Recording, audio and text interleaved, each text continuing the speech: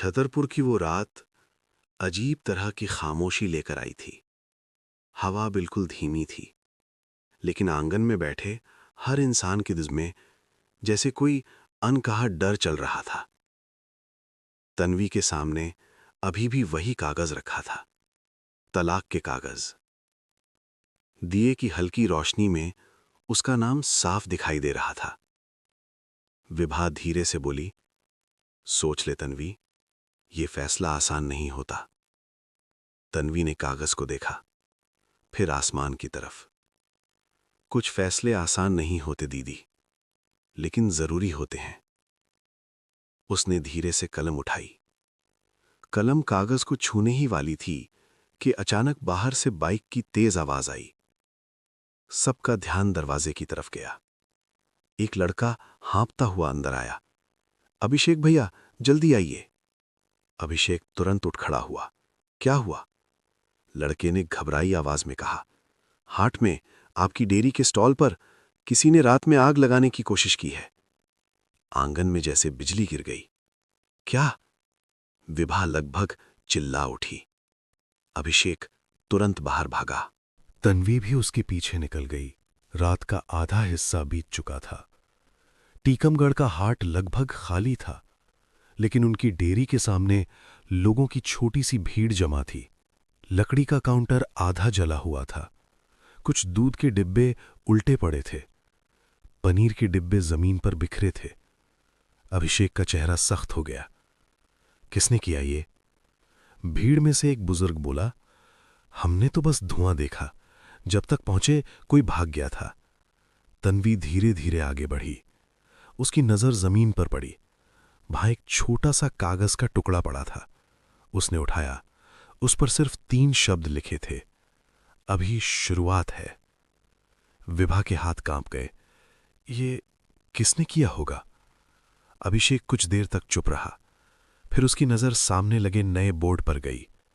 Malhotra fresh dairy. उसने धीरे से कहा, शायद ये सिर्फ व्यापार की लड़ाई नहीं है। तन्वी ने कागज को मुट्ठी में दबा लिया। उसके चेहरे पर अब डर नहीं था, बस एक सवाल था। करण, क्या तुम इतना नीचे गिर सकते हो? गुरुग्राम के एक छोटे से होटल के कमरे में करण अकेला बैठा था। कमरे में हल्की रोशनी थी। टेबल पर शराब का गिलास रखा था। उसके सामने एक आदमी बैठा था जिसका चेहरा आधे अंधेरे में छिपा था। आदमी ने धीमे स्वर में कहा, पहला संदेश पहुंच गया होगा। करण ने गिलास उठाया। उन्हें समझना होगा कि मेरे रास्ते में खड़ा होना कितना महंगा पड़ता है। आदमी हल्का सा मुस्कुराया। लेकिन याद रखिए, हमारा सौदा सिर्फ डेयरी तक सीमित नहीं है। करण ने उसकी तरफ देखा। तुम अपना काम करो, बाकी मैं संभाल लूंगा। आदमी उठकर दरवाजे की तरफ बढ़ा। दरवाजा खोलते हुए उसने आखिरी बात कही, बस ध्यान रखना, कुछ खेल ऐसे होते हैं जहां मोहरे अचानक राजा बन जाते हैं। दरवाजा बंद हो गया। करण कुछ देर तक सोचता रहा। फिर उसके फोन पर एक मैसेज आया, अज्ञात नंबर से। तुम जिस खेल की शुरुआत कर रहे हो, उसका अंत तुम्हारे हाथ में नहीं होगा। करण की भौहें सिकुड़ गईं। ये कौन है? उधर छतरपुर में अभिषेक जले हुए स्टॉल को देख रहा था। तभी पीछे से पुलिस की जीप आकर रुकी।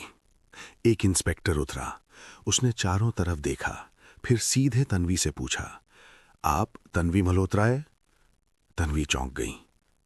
जी, क्यों? इंस्पेक्टर ने फाइल खोली। हमें गुरुग्राम से एक शिकायत मिली है जिसमें कहा गया है कि आप और आपके परिवार ने मल्होत्रा फ्रेश डेयरी के बिजनेस में तोड़फोड़ और धमकी दी है। सब सन्न रह गए। विभा बोली, यह झूठ है। इंस्पेक्टर ने ठंडे स्वर में कहा, हो सकता है, लेकिन जांच तो करनी पड़ेगी। तन्वी के हाथ से कागज का टुकड़ा गिर गया। उस पर अभी भी लिखा था, अभी शुरुआत है। और सच में, शायद ये कहानी की एक नई और खतरनाक शुरुआत थी।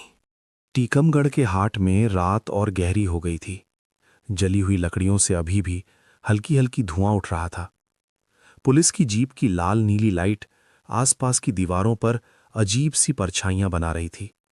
इंस्पेक्टर ने फाइल बंद की और तन्वी की तरफ देखा। आपको हमारे साथ थाने चलना होगा। कुछ सवाल पूछने हैं। विभा तुरंत आगे आ गई। लेकिन हमने कुछ नहीं किया, हमारी ही स्टॉल में आग लगी है। इंस्पेक्टर ने शांत आवाज में कहा, मैडम, हम सिर्फ जांच कर रहे हैं। अगर आप लोग सही हैं तो डरने की कोई जरूरत नहीं। तन्वी कुछ पल चुप रही, फिर उसने धीरे से कहा, ठीक है, मैं चलती हूं। अभिषेक तुरंत बोला, मैं भी साथ चलूंगा। टीकमगढ़ का छोटा सा थाना। दीवारों पर पुरानी पेंट उखड़ी हुई थी। एक टेबल पर बल्ब की हल्की रोशनी जल रही थी। इंस्पेक्टर ने कुर्सी पर बैठते हुए पूछा, आपका पूरा नाम? तन्वी। तन्वी मल्होत्रा। मल्होत्रा यानी करण मल्होत्रा की पत्नी? तन्वी ने धीमे स्वर में कहा, थी शायद। इंस्पेक्टर ने भौं उठाई, शायद? तन्वी ने जवाब नहीं दिया। इंस्पेक्टर ने फाइल खोली। गुरुग्राम से जो शिकायत आई है उसमें कहा गया है कि आप और आपका परिवार मल्होत्रा फ्रेश डेयरी के बिजनेस को नुकसान पहुंचा रहे हैं। अभिषेक हंस पड़ा, साहब, हमारा खुद का स्टॉल जल गया है और आरोप हम कर? इंस्पेक्टर ने उसकी तरफ देखा। मुझे भी कुछ अजीब लग रहा है। तभी दरवाजा खुला। एक कांस्टेबल अंदर आया। सर, बाहर कोई आपसे मिलना चाहता है। कौन? नाम बताया, राकेश चौहान। दरवाजे से एक लंबा आदमी अंदर आया, करीब 40 साल का। चेहरे पर हल्की दाढ़ी और आंखों में अजीब सी गंभीरता। उसने कमरे में मौजूद सभी लोगों को देखा, फिर धीरे से बोला, मुझे लगता है ये मामला उतना सीधा नहीं है जितना दिखाई दे रहा है। इंस्पेक्टर ने पूछा, आप कौन हैं? Rakesh Chauhan, crime branch, Bhopal.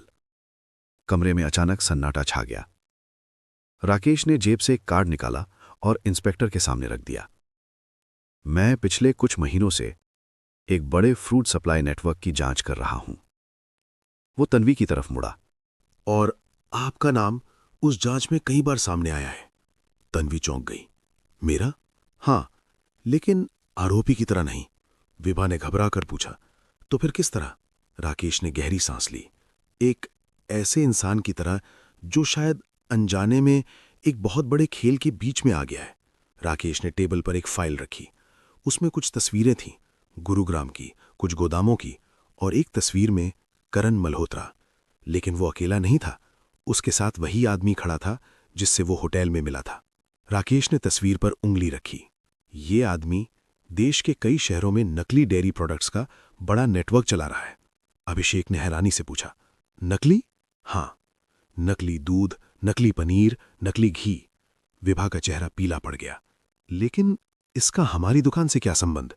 राकेश ने शांत स्वर में कहा, क्योंकि असली और शुद्ध डेयरी का बिजनेस उनके लिए सबसे बड़ा खतरा होता है। उसने तन्वी की तरफ देखा। और करण मल्होत्रा शायद उस नेटवर्क का नया पार्टनर बन चुका है। कमरे में जैसे हवा रुक गई। तन्वी का दिल तेज धड़कने लगा। नहीं, करण ऐसा नहीं कर सकता।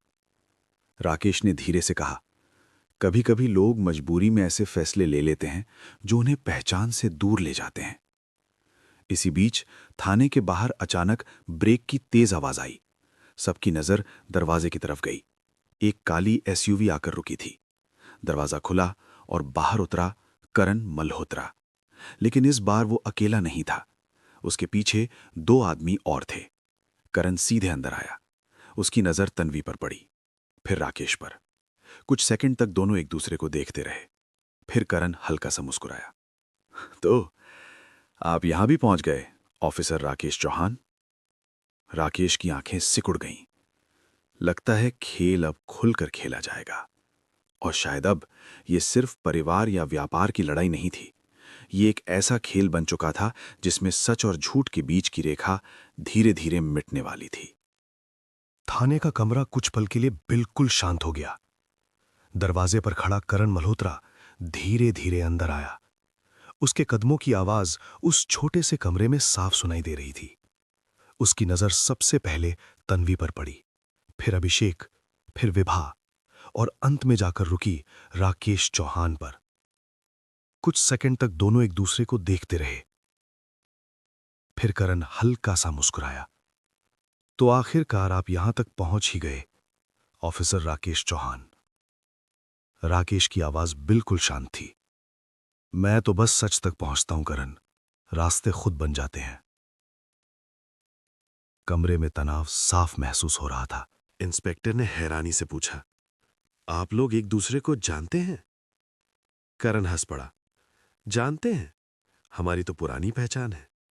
राकेश ने टेबल पर रखी तस्वीर की तरफ इशारा किया। पहचान तो है, लेकिन सच भी है। करण ने तस्वीर उठाई। उसने कुछ सेकंड उसे देखा, फिर आराम से टेबल पर रख दिया।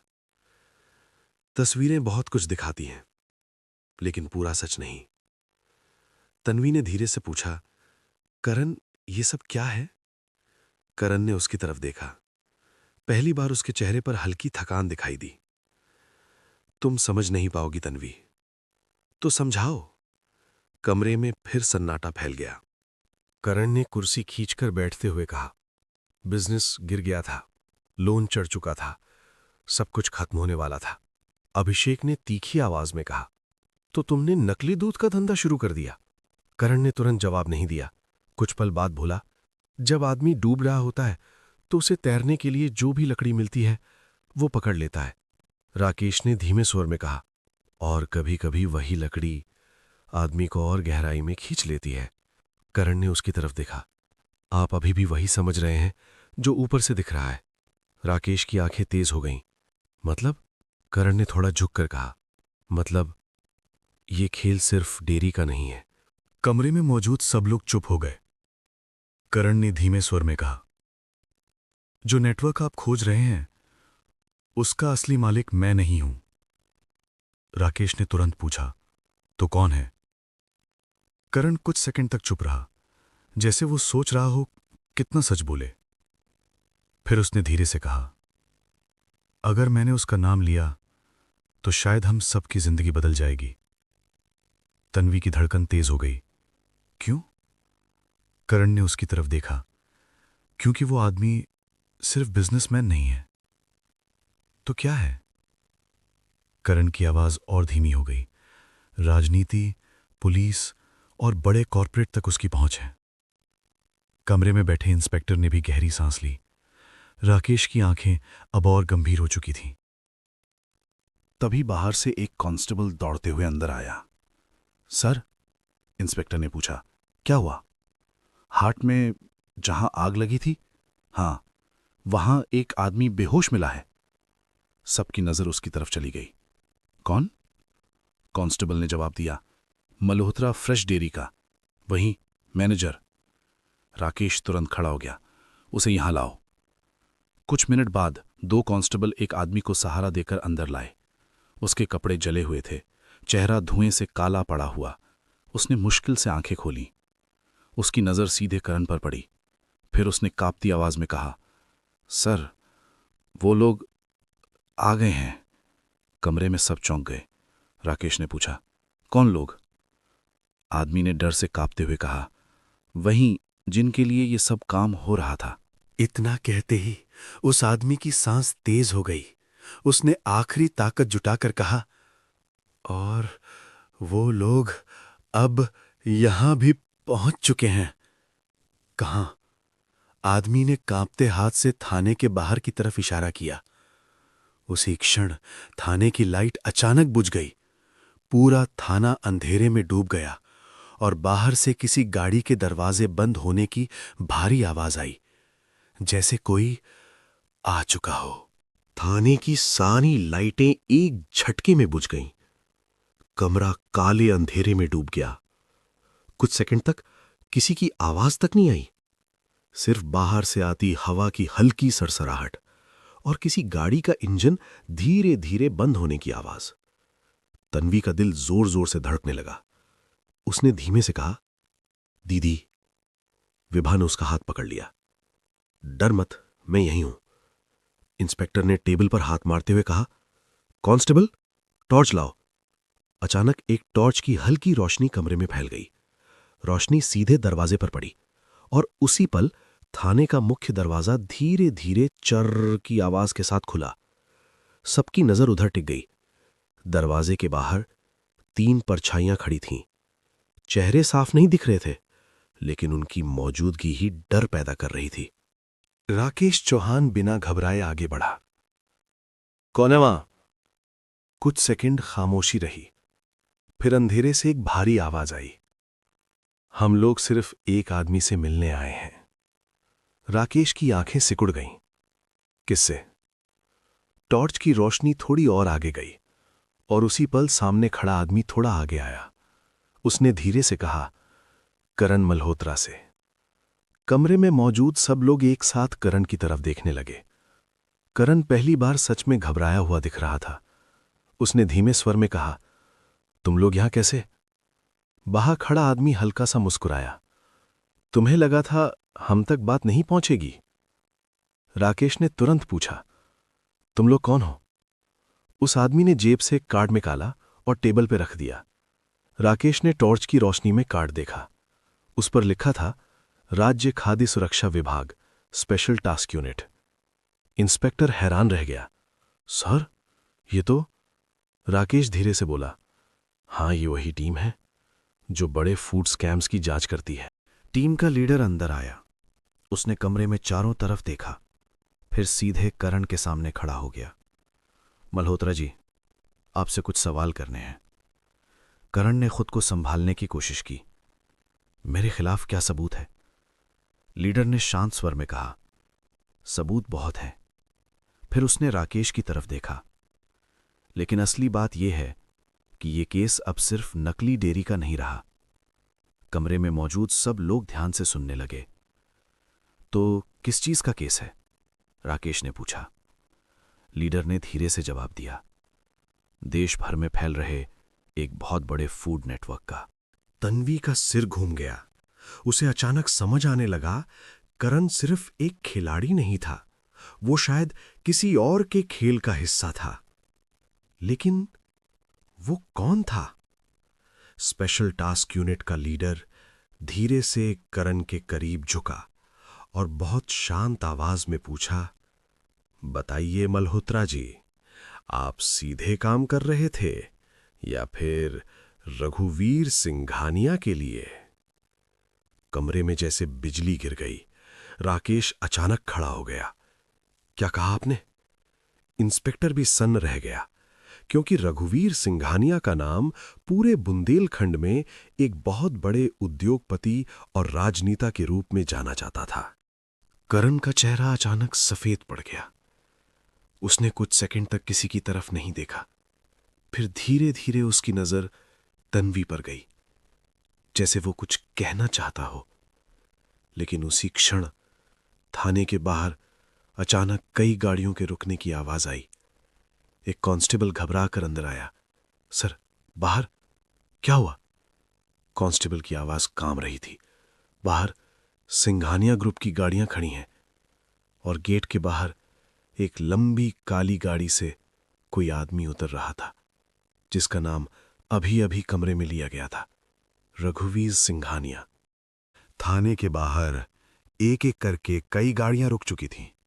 हेडलाइट्स की तेज रोशनी थाने के गेट पर फैल गई। अंदर खड़े कांस्टेबल घबरा कर बाहर देखने लगे। राकेश ने खिड़की से झांक कर देखा। काली लंबी गाड़ी का दरवाजा धीरे से खुला और उससे एक आदमी उतरा। सफेद कुर्ता, गहरी आंखें, चेहरे पर अजीब सी शांति। वही आदमी जिसका नाम अभी कमरे के अंदर लिया गया था, रघुवीर सिंघानिया। जैसे ही वो अंदर आया, पूरा माहौल अचानक बदल गया। कुछ पुलिस वाले सीधे खड़े हो गए। कोई धीमे से फुसफुसाया, साहब, ये तो बहुत बड़े आदमी हैं। रघुवीर सिंघानिया ने कमरे में मौजूद हर चेहरे को ध्यान से देखा। फिर उसकी नजर जाकर रुकी करण मल्होत्रा पर। उसकी आंखों में एक पल के लिए कड़ी ठंडक चमकी। रघुवीर ने शांत स्वर में पूछा, मल्होत्रा, इतनी जल्दी घबरा गए? करण के गले से आवाज मुश्किल से निकली, साहब, मैंने कुछ नहीं कहा है। स्पेशल टास्क यूनिट का लीडर आगे आया। श्रीमान सिंघानिया, ये पुलिस जांच चल रही है। रघुवीर ने हल्की मुस्कान दी। बिल्कुल चलनी चाहिए। मैं खुद चाहता हूं कि सच सामने आए।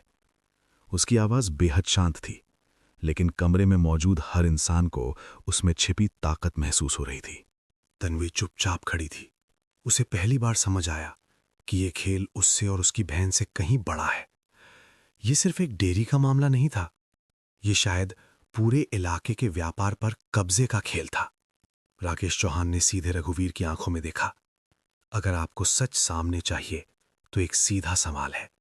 रघुवीर ने सिर हिलाया। पूछिए, क्या मल्होत्रा आपकी कंपनी के लिए काम करता था? कमरे में सन्नाटा छा गया। कुछ सेकंड तक रघुवीर चुप रहा, फिर उसने धीरे से जवाब दिया, नहीं। लेकिन उसी पल स्पेशल टास्क यूनिट का अधिकारी बोला, लेकिन हमारे पास दस्तावेज हैं जो कुछ और कहते हैं। उसने एक फाइल टेबल पर रखी। मल्होत्रा फ्रेश डेयरी पिछले 3 महीनों में सिंघानिया फूड नेटवर्क के कई ट्रकों के साथ जुड़ी हुई है। इंस्पेक्टर हैरान रह गया। मतलब ये कि नकली डेयरी सिर्फ एक फ्रंट थी। राकेश धीरे से बोला, और असली सप्लाई कहीं और जा रही थी। कमरे में खड़े सब लोग अब रघुवीर की तरफ देखने लगे।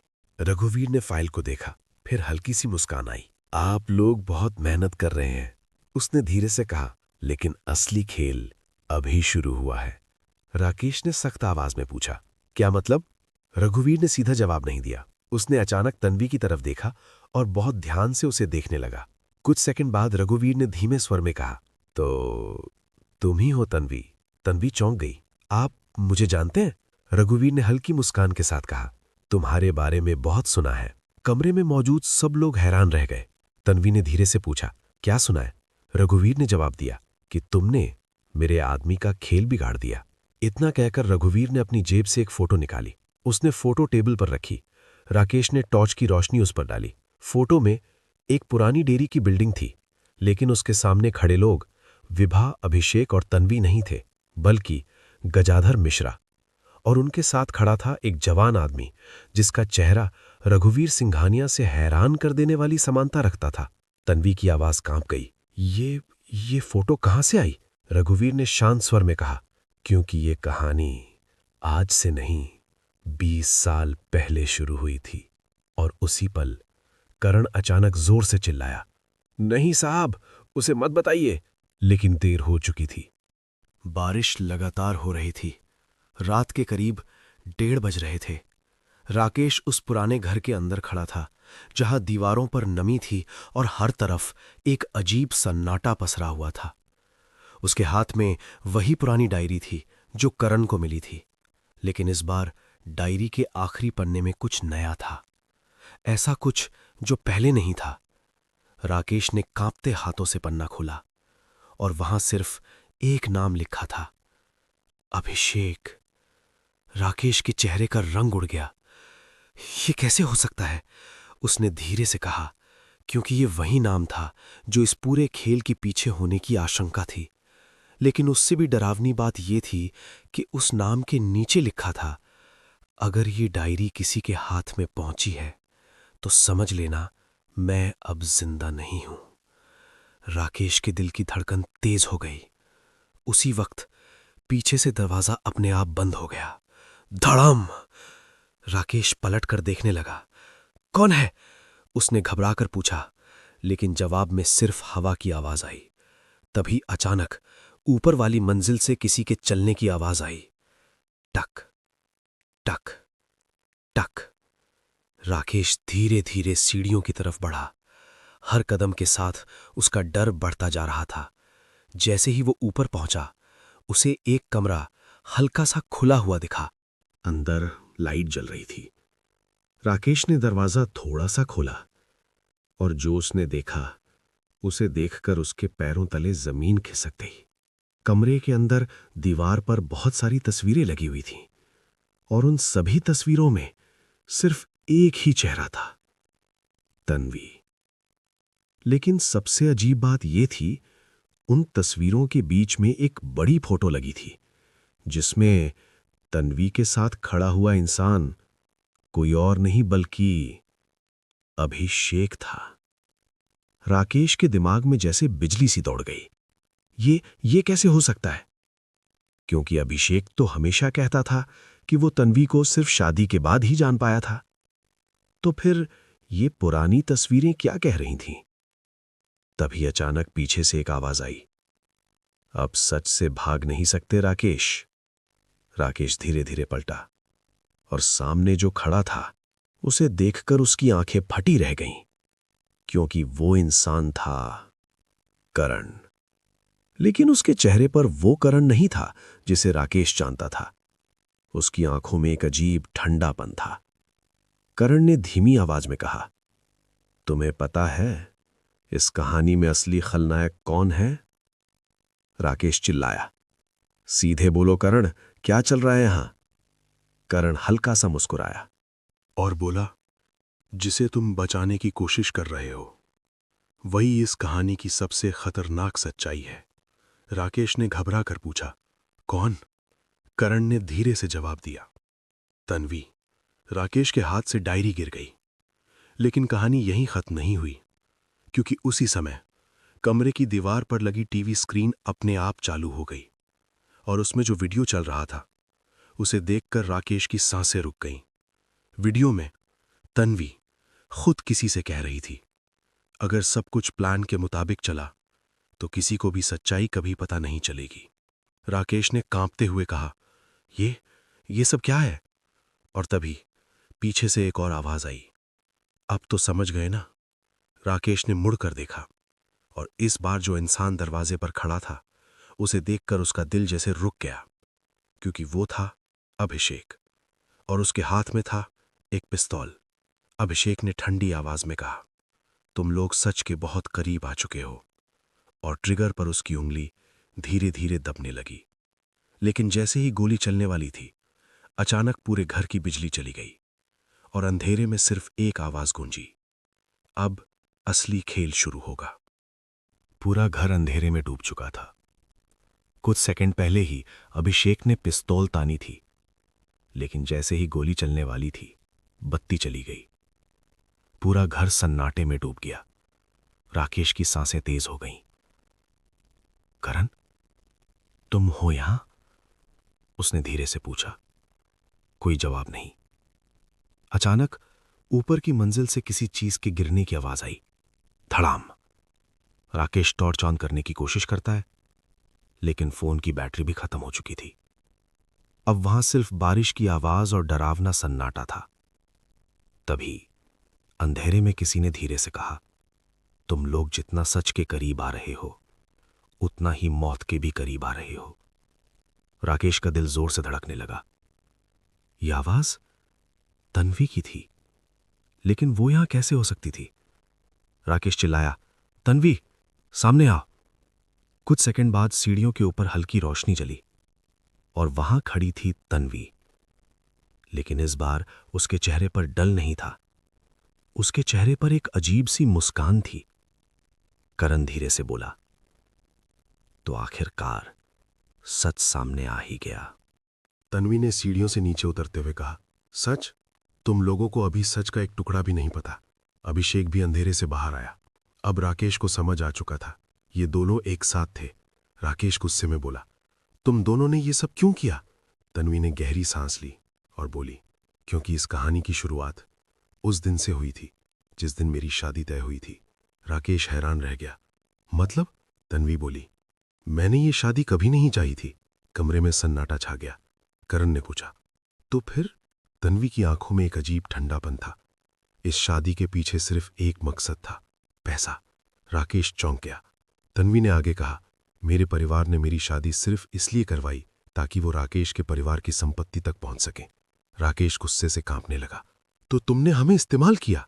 तन्वी ने हल्की मुस्कान के साथ कहा, नहीं, असली खेल अभी शुरू हुआ था। अभिषेक आगे बढ़ा और बोला, हम दोनों ने मिलकर पूरा प्लान बनाया था। पहले शादी, फिर कुछ ऐसा होगा जिससे सब कुछ दुर्घटना लगे। राकेश की आंखें फैल गईं। दुर्घटना? तन्वी ने धीरे से कहा, राकेश की मौत। कमरे में अचानक सन्नाटा छा गया, लेकिन तभी करण जोर से हंस पड़ा। तन्वी और अभिषेक दोनों उसकी तरफ देखने लगे। करण बोला, तुम लोग सच में सोचते हो कि यह प्लान सिर्फ तुम्हारा था? तन्वी चौंक गई। क्या मतलब? करण ने जेब से एक छोटा सा रिकॉर्डर निकाला और बोला, तुम्हारी सारी बातें पिछले 6 महीने से रिकॉर्ड हो रही हैं। अभिषेक गुस्से में बोला, तुम पागल हो क्या? करण शांत आवाज में बोला, नहीं, मैं बस सच के लिए काम करता हूं। राकेश हैरान होकर बोला, करण, ये सब क्या है? करण ने धीरे से कहा, क्योंकि मैं करण नहीं हूं, सबके चेहरे पर हैरानी छा गई। करण ने अपनी जेब से एक आईडी कार्ड निकाला और बोला, मेरा असली नाम है Arjun Singh. Crime branch officer.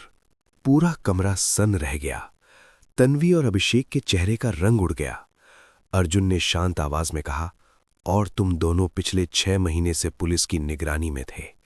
लेकिन तभी तन्वी अचानक मुस्कुराने लगी, धीरे धीरे। अर्जुन ने पूछा, हंस क्यों नहीं हो? तन्वी ने धीरे से कहा, क्योंकि तुम लोग बहुत देर कर चुके हो। और उसने दीवार की तरफ इशारा किया। वहां एक छोटा डिजिटल टाइमर चल रहा था, 00130। राकेश चिल्लाया, ये क्या है? तन्वी ने ठंडी आवाज में कहा, पूरा घर अभी 1.5 मिनट में उड़ने वाला है। अर्जुन की आंखें चौड़ी हो गईं और तन्वी धीरे से बोली, अब देखते हैं कौन सच में बच पाता है। टाइमर तेजी से चल रहा था, 0045। अर्जुन चिल्लाया, सब लोग बाहर भागो। लेकिन तभी दरवाजा अपने आप लॉक हो गया और बाहर से किसी ने धीरे से कहा, अब कोई भी बाहर नहीं जाएगा। कमरे के अंदर सन्नाटा था, लेकिन दीवार पे लगा टाइमर तेजी से चल रहा था। राकेश का गला सूख गया। अर्जुन, अब क्या करेंगे? अर्जुन सिंह ने तुरंत कमरे को ध्यान से देखना शुरू किया। उसकी आंखें हर कोने को स्कैन कर रही थीं। अभिषेक गुस्से में तन्वी की तरफ बढ़ा, तुम पागल हो गई हो क्या? तुमने सच में बम लगा दिया? तन्वी शांत खड़ी थी। उसके चेहरे पर डर का एक भी निशान नहीं था। वो बस धीरे से बोली, ये खेल अब मेरे हाथ से निकल चुका है। अर्जुन तुरंत उसकी तरफ मुड़ा। मतलब? तन्वी की आंखों में अजीब सा डर चमक गया। इस प्लान का असली मास्टरमाइंड मैं नहीं हूं। कमरे में सन्नाटा फैल गया। राकेश चिल्लाया, तो कौन है? तन्वी कुछ बोलने ही वाली थी कि अचानक ऊपर वाली मंजिल से किसी के चलने की आवाज आई। ठक ठक ठक। सबकी नजरें सीढ़ियों की तरफ उठ गईं। अर्जुन ने तुरंत अपनी पिस्तौल निकाल ली और तभी सीढ़ियों के ऊपर एक परछाई दिखाई दी। धीरे धीरे वो परछाई नीचे आने लगी। राकेश की सांसें तेज हो गईं। जैसे ही वो आदमी रोशनी में आया, राकेश की आंखें फटी रह गईं। नहीं, ये कैसे हो सकता है? वो आदमी मुस्कुरा रहा था और वो था राकेश का बड़ा भाई विक्रम। कमरे में जैसे बिजली गिर गई। राकेश कांपती आवाज में बोला, भैया, आप तो 3 साल पहले एक्सीडेंट में। विक्रम धीरे से हंस पड़ा। मर गया था? हां, सबको यही लगा था। अर्जुन ने बंदूक सीधी करते हुए कहा, तो ये सब तुम्हारा प्लान था? विक्रम ने ताली बजाई। Impressive. Crime branch officer Arjun Singh. Arjun की आंखें सिकुड़ गईं। तुम्हें मेरा असली नाम कैसे पता? विक्रम मुस्कुराया, क्योंकि मैं पिछले 6 महीने से तुम सबको देख रहा हूं। टाइमर और तेज लगने लगा। राकेश गुस्से में चिल्लाया, लेकिन क्यों? आप ये सब क्यों कर रहे हैं? विक्रम का चेहरा अचानक ठंडा हो गया। उसने धीरे से कहा, क्योंकि ये सब मेरा बदला है। राकेश हैरान था। बदला? विक्रम की आंखों में आग थी। 3 साल पहले जो एक्सीडेंट हुआ था वो एक्सीडेंट नहीं था। अर्जुन तुरंत बोला, मतलब? विक्रम ने सीधे राकेश की तरफ देखा और कहा, वो एक्सीडेंट तुम्हारी वजह से हुआ था। राकेश का दिल जैसे रुक गया। मैंने? विक्रम चिल्लाया, हां, तुमने। तुम्हारी एक गलती ने मेरी जिंदगी छीन ली थी। कमरे में सन्नाटा फैल गया। अर्जुन ने जल्दी से पूछा, बम कहां लगाया है? विक्रम हंस पड़ा, पूरे घर में। ये घर अब 10 सेकंड बाद सिर्फ मलबा बन जाएगा।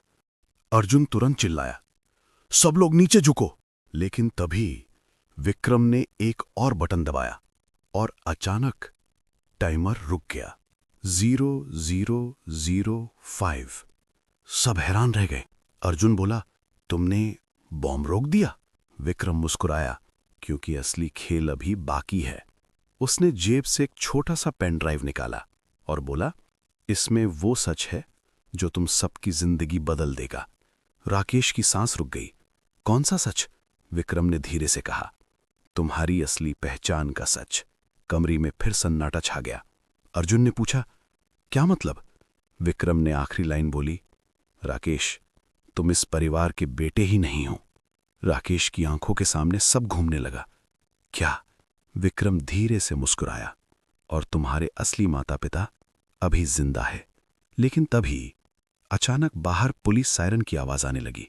विक्रम खिड़की की तरफ देखकर मुस्कुराया और बोला, लगता है असली तूफान अब शुरू होगा। बाहर पुलिस की सायरन की आवाज लगातार तेज होती जा रही थी। कमरे के अंदर खामोशी ऐसी थी जैसे सबकी सांसें भी रुक गई हों। राकेश अब भी विक्रम को घूर रहा था। उसके होंठ सूख चुके थे। धीरे से उसने पूछा, भैया, आपने अभी क्या कहा?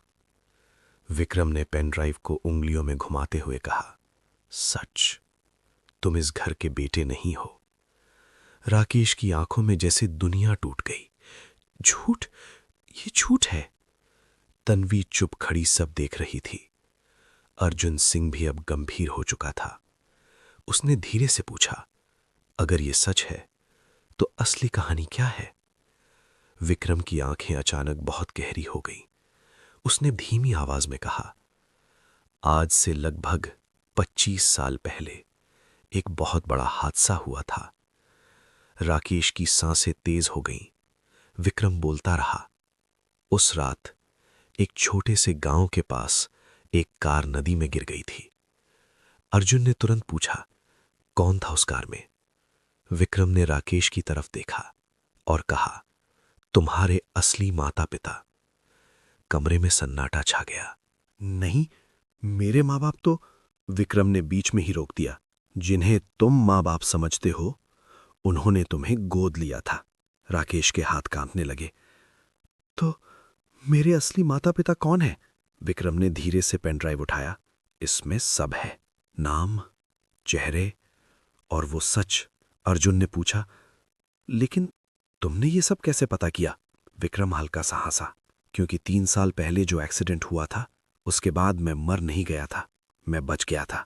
लेकिन उस हादसे ने मेरी जिंदगी बदल दी। अर्जुन की आंखें सिकुड़ गईं। कैसे? विक्रम ने कहा, मुझे एक ऐसा सच पता चला जिसे छुपाने के लिए कई लोग किसी भी हद तक जा सकते हैं। अभिषेक अब तक चुप था। उसने अचानक पूछा, क्या सच? विक्रम ने एक सेकंड के लिए सबकी तरफ देखा, फिर धीरे से कहा, राकेश का जन्म एक साधारण परिवार में नहीं हुआ था। राकेश का दिल जोर से धड़कने लगा। मतलब? विक्रम की आवाज अब बहुत धीमी थी। तुम्हारे असली पिता इस देश के सबसे ताकतवर लोगों में से एक हैं। कमरे में फिर सन्नाटा छा गया। अर्जुन ने तुरंत पूछा, कौन? विक्रम ने खिड़की के बाहर देखा। पुलिस की गाड़ियों की लाल नीली लाइट्स अब दीवारों पर पड़ रही थीं। फिर उसने धीरे से कहा, एक ऐसा आदमी जिसका नाम सुनकर बड़े बड़े नेता भी डरते हैं। राकेश की आवाज कांप रही थी। कौन? विक्रम ने पेन ड्राइव अर्जुन की तरफ बढ़ा दिया। इसमें उसका नाम है। अर्जुन ने जैसे ही पेन ड्राइव पकड़ने के लिए हाथ बढ़ाया, अचानक ऊपर वाली मंजिल से तेज धमाके की आवाज आई। सब चौंक गए और तभी घर की सारी लाइट्स अचानक बंद हो गईं। पूरा घर अंधेरे में डूब गया। तन्वी की आवाज आई, ये क्या हुआ? अगले ही पल सीढ़ियों से किसी के भागने की आवाज आई। अर्जुन तुरंत चिल्लाया, कोई ऊपर है। लेकिन तभी अंधेरे में किसी ने विक्रम के हाथ से पेन ड्राइव छीन लिया। विक्रम चिल्लाया, रुको, लेकिन वो साया बिजली की तरह ऊपर भाग गया। अर्जुन तुरंत सीढ़ियों की तरफ दौड़ा।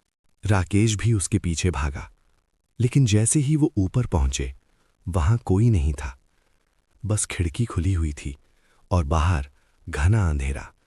अर्जुन ने धीरे से कहा, किसी ने सच चुरा लिया। राकेश की सांस रुक गई। कौन?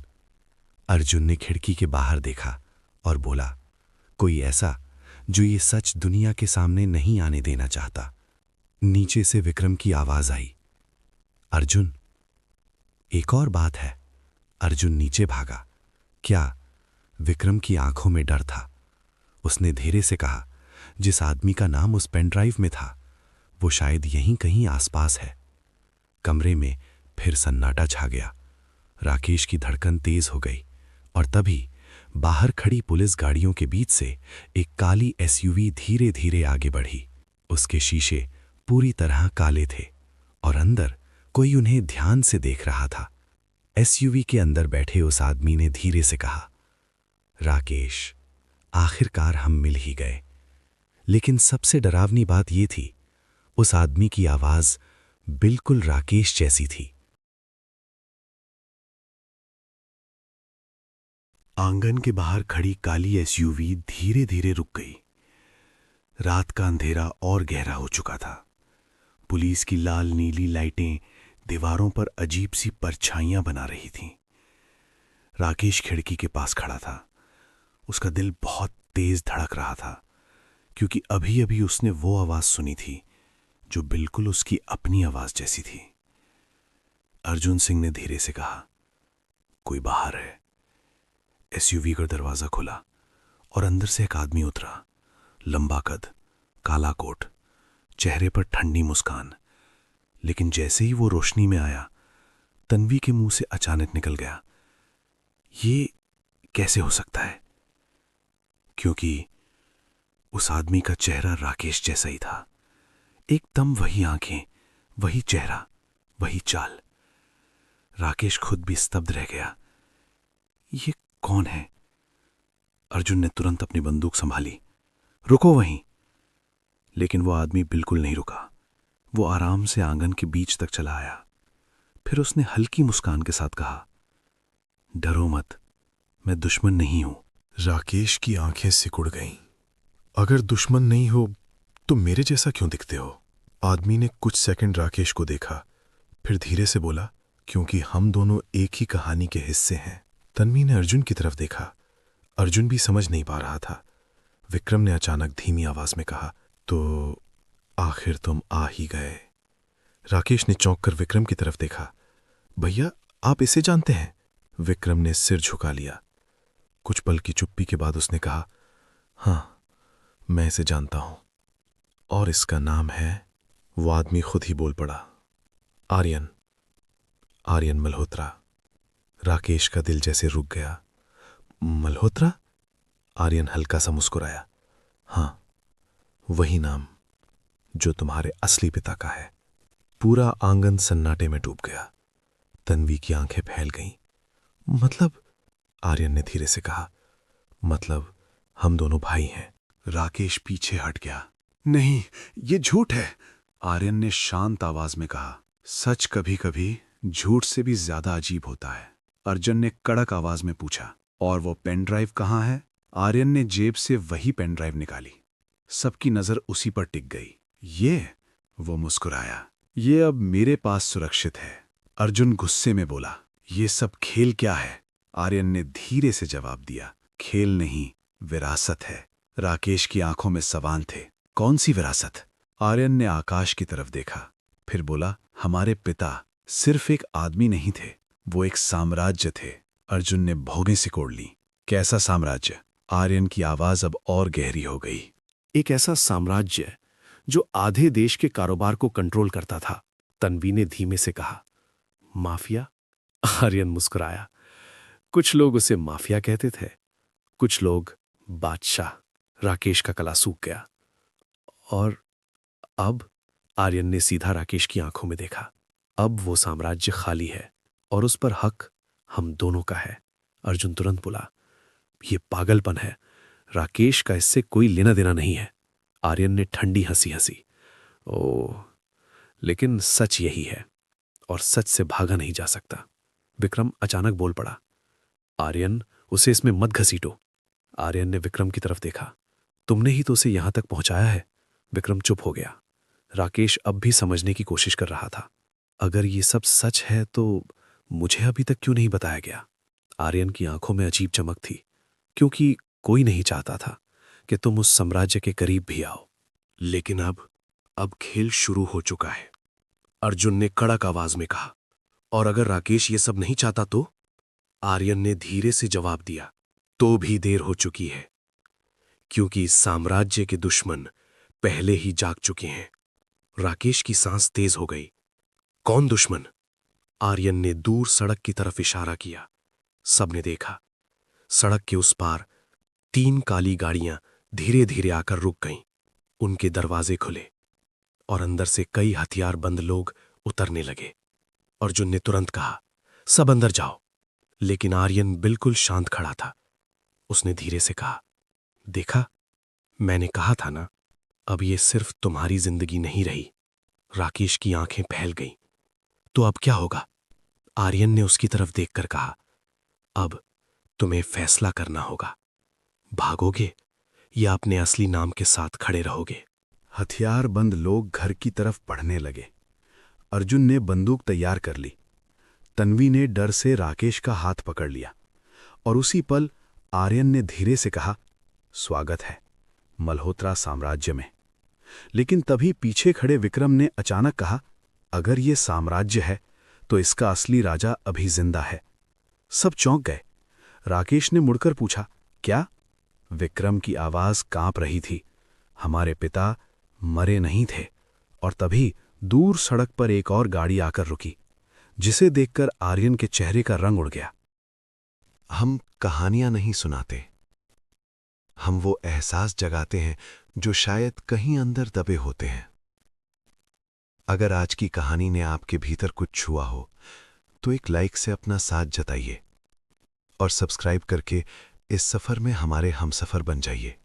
आंगन के बाहर अंधेरा और गहरा हो चुका था। 3 काली गाड़ियां सड़क के उस पार खड़ी थीं। उनसे उतरे हथियारबंद लोग धीरे धीरे घर की तरफ बढ़ रहे थे। अर्जुन सिंह ने बंदूक कसकर पकड़ ली। सब लोग अंदर जाओ, अभी। तन्वी का हाथ अनजाने में राकेश की कलाई पर कस गया। उसकी सांसें तेज थीं। राकेश, ये सब क्या हो रहा है? राकेश के पास जवाब नहीं था। उसकी नजर सिर्फ आर्यन पर थी, वो आदमी जो उसका हमशक्ल था और जो दावा कर रहा था कि वो उसका भाई है। लेकिन उसी पल सड़क पर एक और गाड़ी आकर धीरे से रुकी। उस गाड़ी की हेडलाइट सीधे आंगन में पड़ी और कुछ सेकंड के लिए सबकी आंखें चौंधे आ गईं। अर्जुन ने तुरंत चिल्लाकर कहा, कवर लो। लेकिन आर्यन अचानक चुप हो गया। उसका चेहरा बदल गया था। पहली बार उसके चेहरे पर घबराहट दिखी। राकेश ने गौर किया। क्या हुआ? आर्यन ने धीमे स्वर में कहा, ये यहां कैसे? गाड़ी का दरवाजा खुला और उसमें से एक बूढ़ा आदमी उतरा। सफेद बाल, लंबा कोट, चेहरे पर अजीब सी कठोर शांति। जैसे ही वो रोशनी में आया, विक्रम के मुंह से अचानक निकल गया, नहीं। तन्वी ने हैरानी से पूछा, आप इन्हें जानते हैं? विक्रम के होंठ कांप रहे थे। ये तो। उसकी आवाज गले में अटक गई। राकेश की धड़कन और तेज हो गई, क्योंकि उस आदमी की आंखें अजीब तरह से उसकी ही आंखों जैसी थीं। वो आदमी धीरे धीरे आंगन के बीच तक आया। चारों तरफ खामोशी छा गई।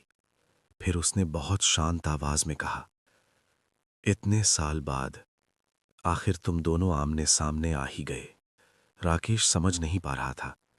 आप कौन है? आदमी ने सीधे उसकी आंखों में देखा। कुछ पल चुप रहा, फिर बोला, तुम्हें सच जानने का हक है। आर्यन अचानक आगे बढ़ा। उसकी आवाज में गुस्सा था। आप यहां क्यों आए हैं? आदमी ने उसकी तरफ देखा और हल्की मुस्कान दी, क्योंकि खेल अब मेरे बिना पूरा नहीं होगा। राकेश की सांस अटक गई। कौन सा खेल? आदमी ने गहरी सांस ली, फिर धीरे से कहा, वो खेल जिसकी वजह से तुम्हारी पूरी जिंदगी झूठ पर टिकी रही।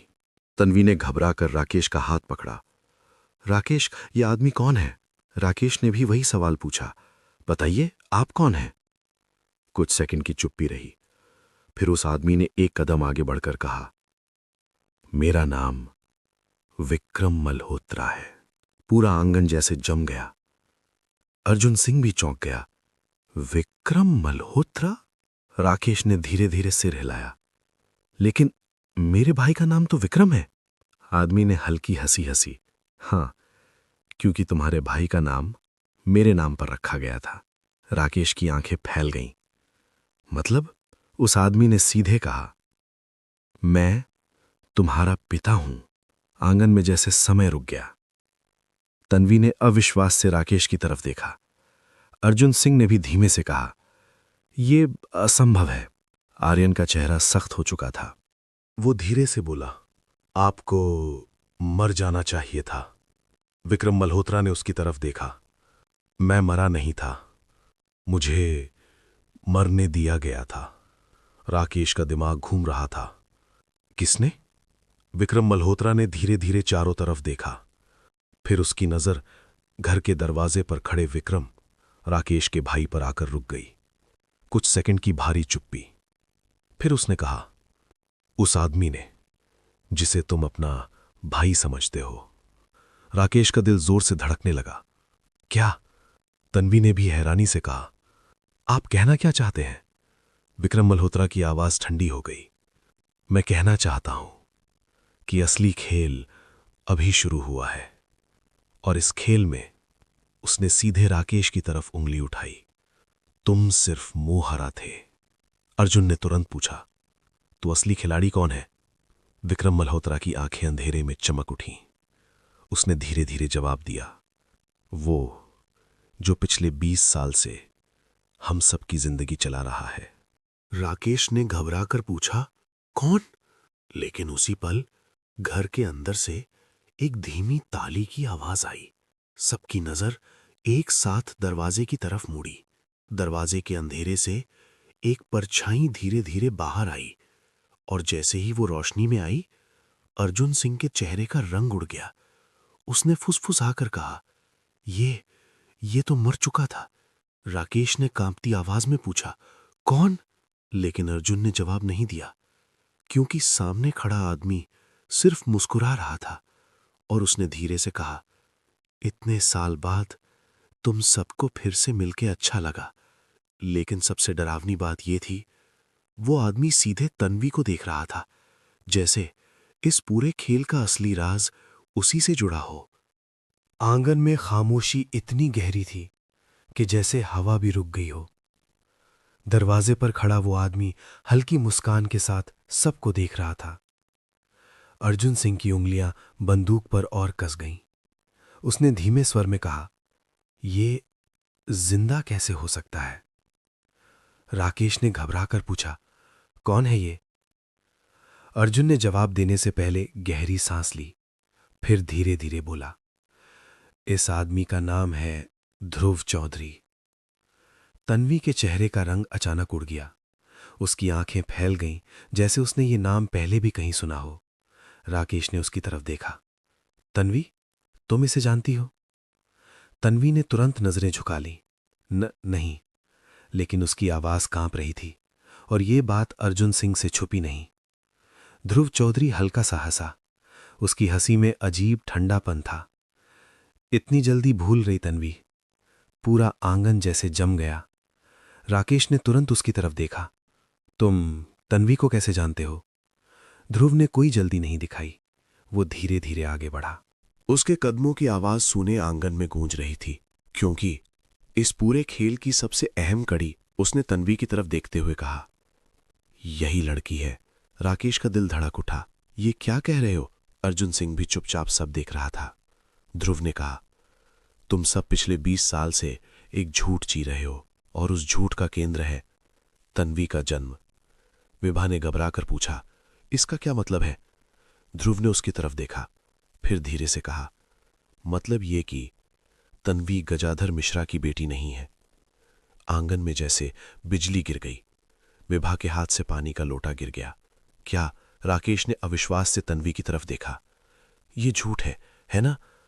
तन्वी की आंखों में आंसू आ गए, लेकिन वो कुछ बोल नहीं पा रही थी। ध्रुव ने बात आगे बढ़ाई।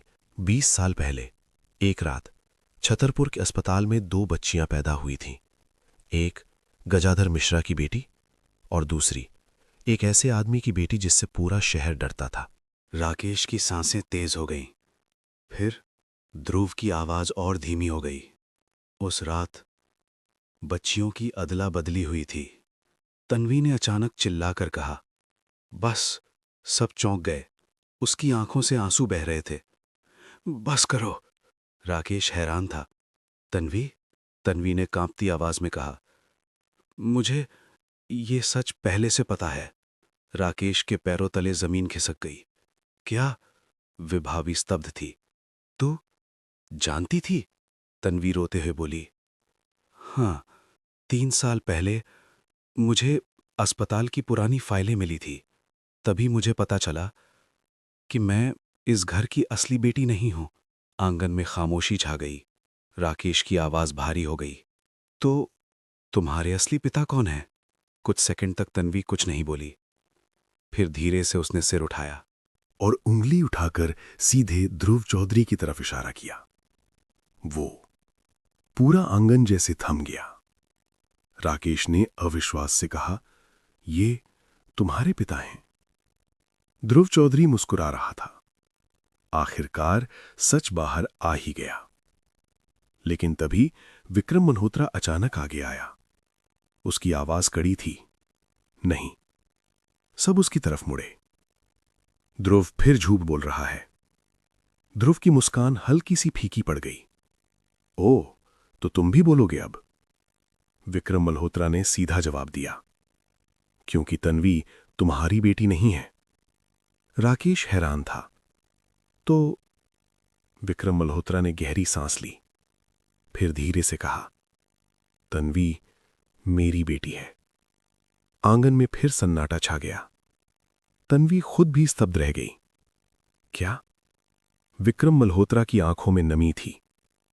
20 साल पहले जिस बच्ची को अस्पताल से गायब किया गया था, वो तुम थी, और तुम्हें छुपाकर गजाधर मिश्रा के घर छोड़ दिया गया था।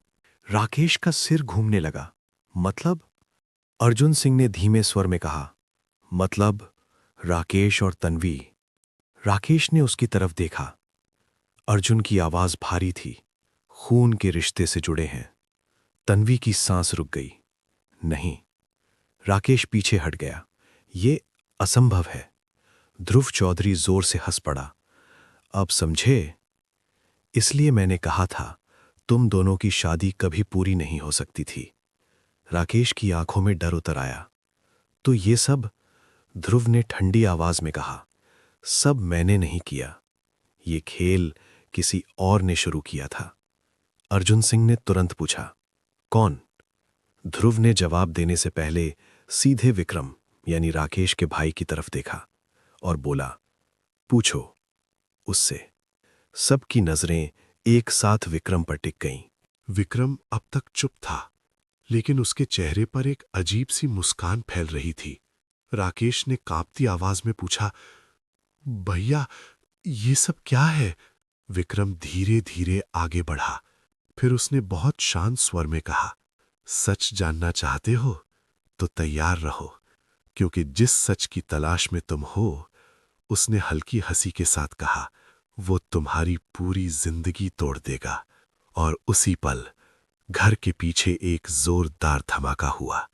दीवार का एक हिस्सा टूटकर गिर गया और धुएं के बीच से कुछ हथियारबंद लोग अंदर घुस आए। अर्जुन सिंह चिल्लाया, सब नीचे झुको। लेकिन सबसे डरावनी बात यह थी, विक्रम हिल भी नहीं रहा था। वो सिर्फ मुस्कुरा रहा था, जैसे ये हमला उसी ने करवाया हो।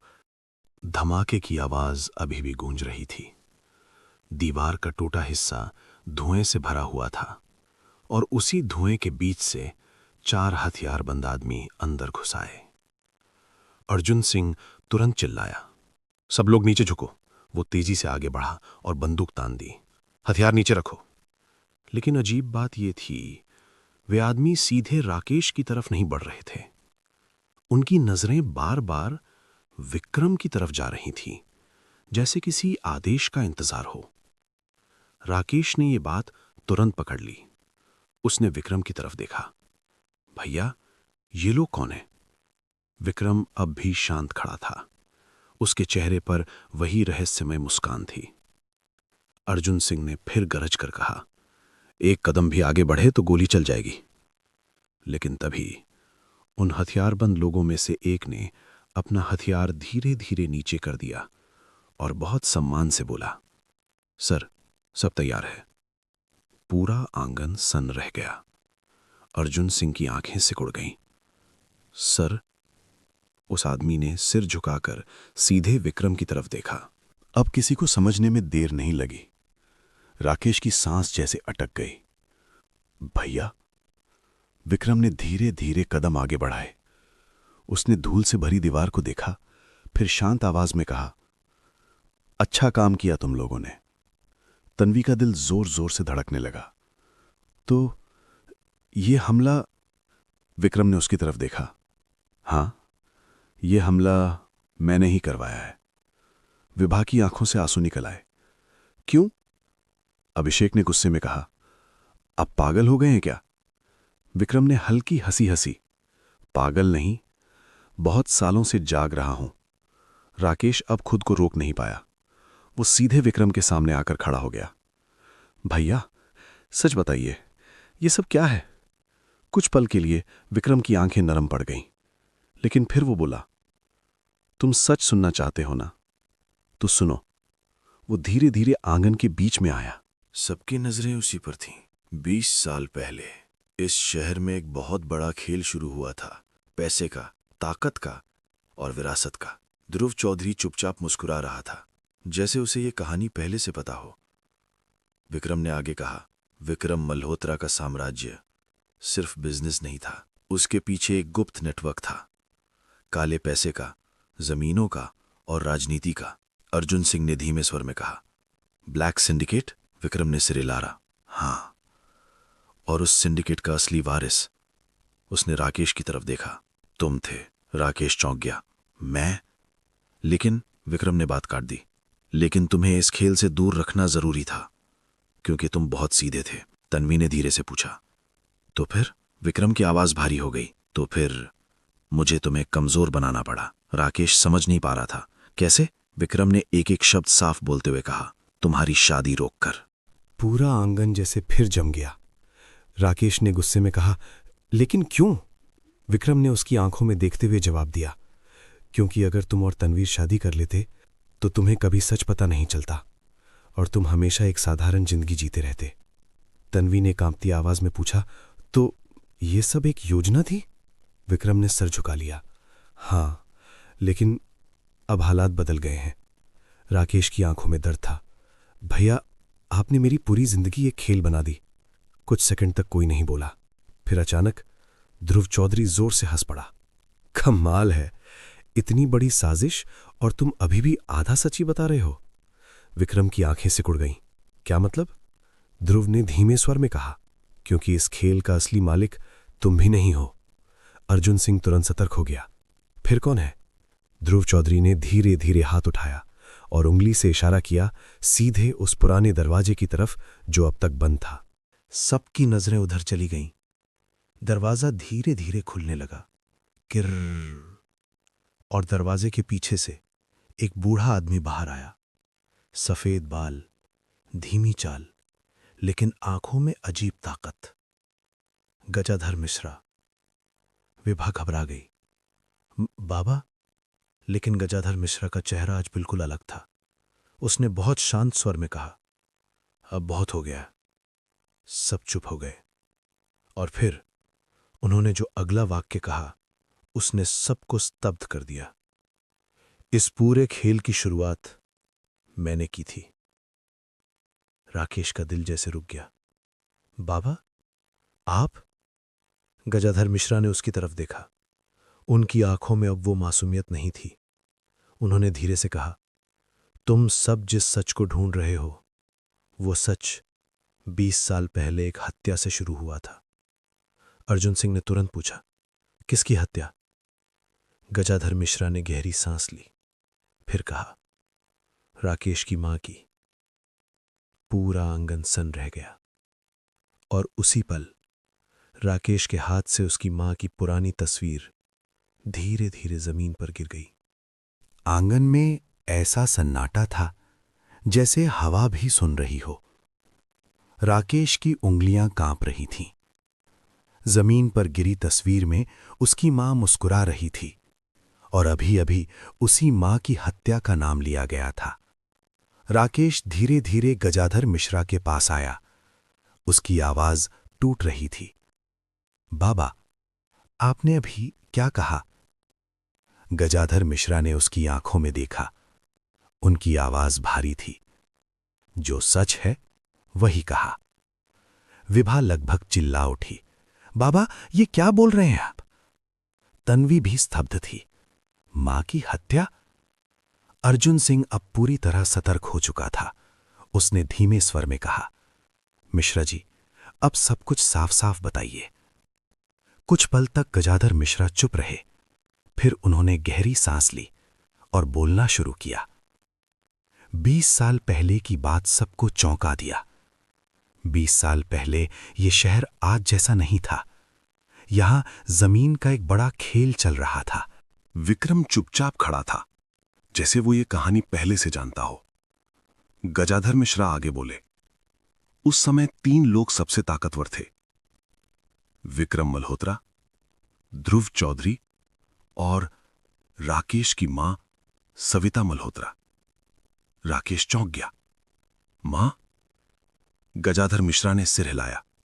हां, तुम्हारी मां सिर्फ एक साधारण औरत नहीं थी, वो इस पूरे साम्राज्य की असली दिमाग थी। ध्रुव चौधरी हल्का सा मुस्कुराया। सही कहा आपने। गजाधर मिश्रा ने आगे कहा, लेकिन एक दिन सविता ने एक फैसला लिया। तन्वी ने धीरे से पूछा, कौन सा फैसला? गजाधर मिश्रा की आवाज भारी हो गई। वो इस काले साम्राज्य को खत्म करना चाहती थी। आंगन में खड़े सब लोग चौंक गए। अभिषेक ने कहा, मतलब वो सब कुछ सरकार को बताने वाली थी। अर्जुन सिंह तुरंत समझ गया। Whistle blower? गजाधर मिश्रा ने सिर हिलाया। हां, उस रात सविता मल्होत्रा सबूत लेकर निकल चुकी थी। अगर वो पुलिस तक पहुंच जाती तो पूरा सिंडिकेट खत्म हो जाता। राकेश की सांसें तेज हो गईं। फिर क्या हुआ? गजाधर मिश्रा ने धीरे से कहा, उसे रास्ते में रोक लिया गया और कुछ सेकंड के लिए उनकी आवाज रुक गई। फिर उन्होंने कहा, उसी रात उसकी हत्या कर दी गई। तन्वी के हाथ कांप गए। किसने?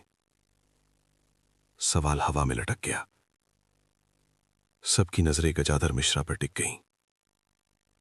गजाधर मिश्रा ने धीरे धीरे अपनी आंखें उठाईं और बोले, उस रात वहां 3 लोग थे। ध्रुव चौधरी, विक्रम मल्होत्रा और उनकी नजरें राकेश पर टिक गईं। मैं पूरा आंगन जैसे जम गया। राकेश की आवाज कांप गई। आप? विभा रो पड़ी। बाबा ये झूठ है ना? लेकिन गजाधर मिश्रा चुप थे। उनकी आंखों में पछतावा था। हमने उसे रोकने की कोशिश की, लेकिन हालात ऐसे हो गए कि गोली चल गई। अर्जुन सिंह ने तेज आवाज में पूछा, गोली किसने चलाई? सन्नाटा। कुछ पल तक कोई नहीं बोला। फिर अचानक ध्रुव चौधरी हंस पड़ा। ध्रुव की चाल धीरे धीरे सबको पता लगा। क्यों छुपा रहे हैं मिश्रा जी? वो धीरे धीरे आगे बढ़ा। सच तो ये है कि गोली आपने नहीं चलाई थी। सबकी नजरें अब ध्रुव पर थीं। वो मुस्कुराया और बोला, गोली चलाने वाला कोई और था। राकेश ने घबराकर पूछा, कौन? ध्रुव ने धीरे धीरे अपनी उंगली उठाई और इशारा किया सीधे विक्रम की तरफ। आंगन में खामोशी छा गई। तन्वी ने फुसफुसाकर कहा, नहीं। राकेश ने विक्रम की तरफ देखा। भैया? विक्रम की आंखें बंद थीं। कुछ सेकंड बाद उसने धीरे धीरे आंखें खोली और बहुत शांत आवाज में कहा, हां, गोली मैंने चलाई थी। राकेश की दुनिया जैसे टूट गई। आपने? मेरी मां को? विक्रम ने दर्द भरी आवाज में कहा, नहीं राकेश, मैंने तुम्हारी मां को नहीं मारा। सब चौंक गए। क्या मतलब? विक्रम ने धीरे से कहा, जब मैंने गोली चलाई तब तक तुम्हारी मां मर चुकी थी। अर्जुन सिंह तुरंत बोला, तो फिर असली बादल कौन है? विक्रम ने धीरे धीरे सिर घुमाया और उसकी नजर जा टिकी तन्वी पर। तन्वी की सांस रुक गई। मैं? और उसी पल गजाधर मिश्रा ने कांपती आवाज में कहा, हां, सच तुमसे ही जुड़ा है तन्वी। आंगन में खड़ी तन्वी को अचानक महसूस हुआ जैसे उसकी पूरी जिंदगी का सच अब सामने आने वाला है, और वो सच शायद उसने कभी सोचा भी नहीं था। रात के 2 बजे थे। पुराने गोदाम की दीवारों पर टिमटिमाती पीली लाइटें किसी भूतिया कहानी जैसा माहौल बना रही थीं। तन्वी, करण और अभिषेक तीनों खड़े थे और सामने खड़ा था वो आदमी जो बिल्कुल राकेश जैसा दिखता था। कुछ सेकंड तक सन्नाटा छाया रहा। फिर उस आदमी ने धीरे धीरे ताली बजाई। कमाल है, सच तक पहुंच ही गए तुम लोग। तन्वी की आंखों में गुस्सा था। तुम हो कौन और राकेश कहाँ है? वो आदमी हल्का सा मुस्कुराया। नाम विक्रम। करण चौंक गया। विक्रम? लेकिन विक्रम ने उसकी बात पूरी कर दी। लेकिन राकेश जैसा चेहरा क्यों है, यही सोच रहे हो ना? विक्रम ने धीरे धीरे अपनी जेब से एक पुरानी फोटो निकाली और जमीन पर फेंक दी। अभिषेक ने फोटो उठाई। फोटो में 2 छोटे बच्चे थे, बिल्कुल एक जैसे। अभिषेक की आवाज कांप गई। ये तो जुड़वा है। विक्रम ने सिर हिलाया। हाँ। राकेश और विक्रम, जुड़वा भाई। तन्वी स्तब्ध रह गई। लेकिन राकेश ने कभी बताया क्यों नहीं? विक्रम की आंखों में अजीब ठंडापन था। क्योंकि मैं इस परिवार का वो सच हूं जिसे छुपा दिया गया था। गोदाम की हवा और भारी हो गई। विक्रम धीरे धीरे आगे बढ़ा। हम दोनों का जन्म एक ही दिन हुआ था, लेकिन परिवार को एक ही वारिस चाहिए था, और वो चुना गया राकेश। करण ने गुस्से में कहा, तो तुमने बदला लेने के लिए ये सब किया? विक्रम हंस पड़ा। बदला? नहीं करण, मैं अपना हक ले रहा हूं। फिर उसने गोदाम की दूसरी तरफ इशारा किया। लाइट जली और वहां कुर्सी से बंधा हुआ था राकेश। तन्वी की सांस रुक गई।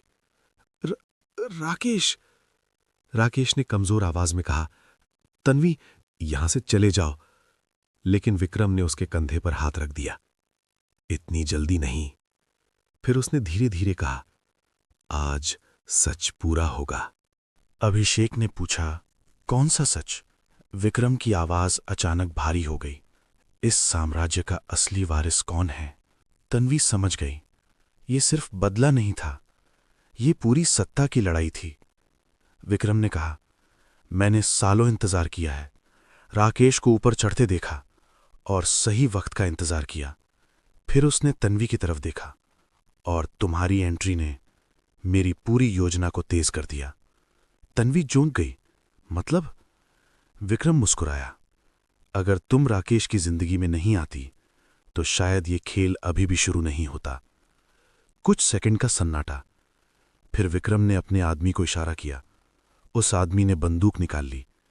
अब बंदूक की नली राकेश के सिर पर थी। करण चिल्लाया, विक्रम, पागल हो गए हो? विक्रम शांत था। आज फैसला होगा। फिर उसने तन्वी से कहा, तुम चुनोगी। तन्वी की आंखें फैल गईं। क्या? विक्रम बोला, या तो राकेश जिंदा रहेगा और तुम सब इस साम्राज्य से हमेशा के लिए दूर चले जाओगे, या फिर उसने बंदूक की तरफ देखा, तो आज यहां एक वारिस की कहानी खत्म हो जाएगी। गोदाम में खामोशी फैल गई। तन्वी की आंखों से आंसू गिर रहे थे। राकेश ने धीरे से कहा, तन्वी, कोई भी फैसला लो, डरना मत। विक्रम मुस्कुराया। तो बताओ तन्वी, तुम्हें कौन चाहिए, प्यार या सत्ता का सच? और उसी पल गोदाम के बाहर अचानक पुलिस सायरन की आवाज गूंज उठी। विक्रम की आंखें सिकुड़ गईं। लगता है खेल और दिलचस्प होने वाला है। कहानी अब पहुंच चुकी थी अपने सबसे खतरनाक मोड़ पर, और अगले हिस्से में तय होगा कौन बचेगा, कौन गिरेगा और असली वारिस कौन बनेगा। गोदाम के बाहर पुलिस की सायरन गूंज रहे थे। लाल और नीली लाइटें दीवारों पर पड़कर ऐसा लग रहा था जैसे वक्त खुद भी डर गया हो। विक्रम कुछ सेकंड के लिए रुक गया। फिर वो हल्का सा मुस्कुराया। लगता है किसी ने खेल में एक नया मोहरा डाल दिया है। तन्वी ने गहरी सांस ली। करण और अभिषेक भी चौकन्ने हो गए, लेकिन विक्रम घबराया नहीं। उसने अपने आदमी से कहा, बंदूक नीचे मत करना, आज फैसला यहीं होगा। राकेश पब भी कुर्सी से बंधा था। उसकी आंखों में दर्द था, लेकिन डर नहीं। राकेश धीरे से बोला, विक्रम, अभी भी वक्त है, ये सब खत्म कर दो। विक्रम की आंखों में अचानक आग जल उठी। खत्म? वो जोर से हंसा। जिस आदमी को बचपन से ये बताया गया हो कि वो इस परिवार का हिस्सा ही नहीं है, वो जिंदगी में सिर्फ एक चीज चाहता है, अपना हक। गोदाम में खामोशी फैल गई। विक्रम धीरे धीरे तन्वी के सामने आकर खड़ा हो गया। तुम्हें पता है तन्वी, इस पूरे खेल में सबसे ताकतवर मोहरा कौन है? तन्वी ने कुछ नहीं कहा। विक्रम बोला, तुम। करण चौंक गया। मतलब? विक्रम ने कहा, राकेश का साम्राज्य, उसकी कंपनी, उसकी सारी संपत्ति, सबका नया उत्तराधिकारी कौन होगा? फिर उसने तन्वी की आंखों में देखते हुए कहा, तुम। तन्वी स्तब्ध रह गई। अभिषेक बोला, यह क्या बकवास है? विक्रम ने जेब से एक फाइल निकाली और जमीन पर फेंक दी। करण ने फाइल उठाई। उसके अंदर कुछ कानूनी कागज थे। करण की आवाज कांप गई। ये क्या है? राकेश ने आंखें बंद कर लीं। फिर धीरे से कहा, मैंने सब कुछ तन्वी के नाम कर दिया है। तन्वी का दिल जैसे रुक गया। क्या? राकेश बोला, जब मुझे लगा कि कोई मेरे खिलाफ बड़ा खेल खेल रहा है, तब मैंने फैसला कर लिया था, अगर मेरे साथ कुछ भी हो जाए तो ये सब तन्वी का होगा। विक्रम मुस्कुराया। देखा, इसीलिए तो मैं कहता हूं, इस खेल की असली कुंजी तुम हो। बाहर पुलिस की आवाज और तेज हो रही थी। गोदाम के दरवाजे पर भारी कदमों की आवाज सुनाई देने लगी। लेकिन विक्रम अभी भी शांत था। उसने बंदूक उठाई और सीधे राकेश की तरफ कर दी। करण चिल्लाया, विक्रम पागल हो गए हो? विक्रम बोला, नहीं, मैं बहुत सालों से बिल्कुल होश में हूं। फिर उसने तन्वी से कहा, आखिरी मौका, अगर राकेश मर गया तो पूरा साम्राज्य तुम्हारा होगा, और अगर तुम चाहो तो हम दोनों मिलकर इसे चला सकते हैं। तन्वी की आंखों में गुस्सा भर गया। तुम इंसान नहीं, राक्षस हो। विक्रम हल्का सा हंसा।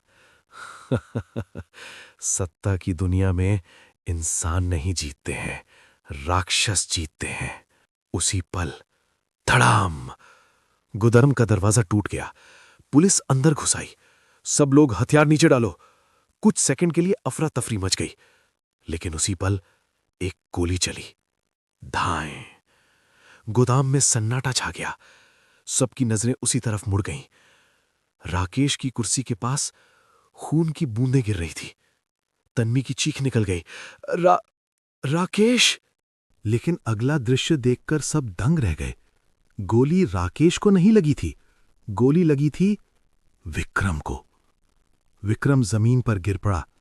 उसकी आंखों में हैरानी थी और बंदूक पकड़े खड़ा था अभिषेक। सारी दुनिया जैसे रुक गई।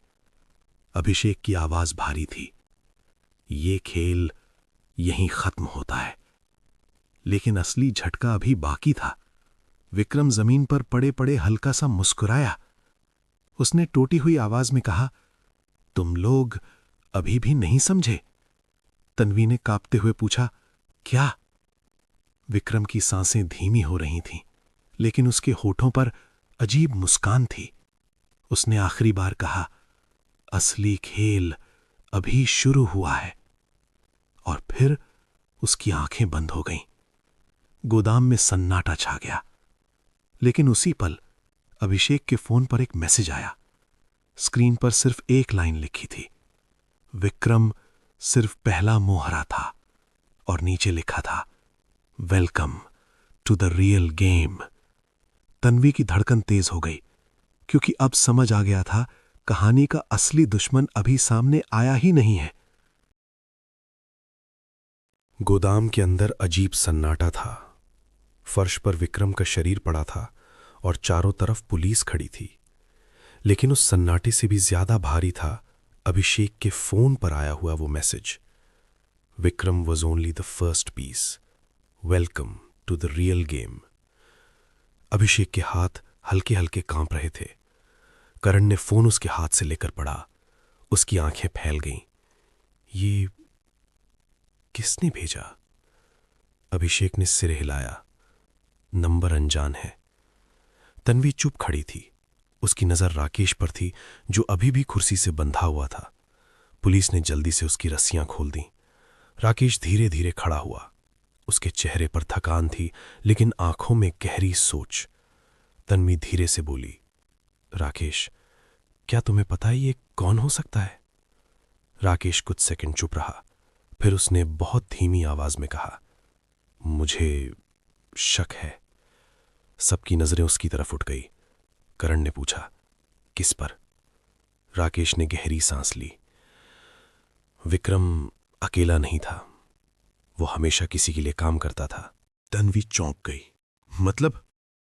राकेश बोला, वो आदमी जो हमारे बिजनेस की हर चाल पहले से जानता था, जो हमारे हर फैसले से पहले कदम उठा देता था, जो पर्दे के पीछे से सब कंट्रोल कर रहा था।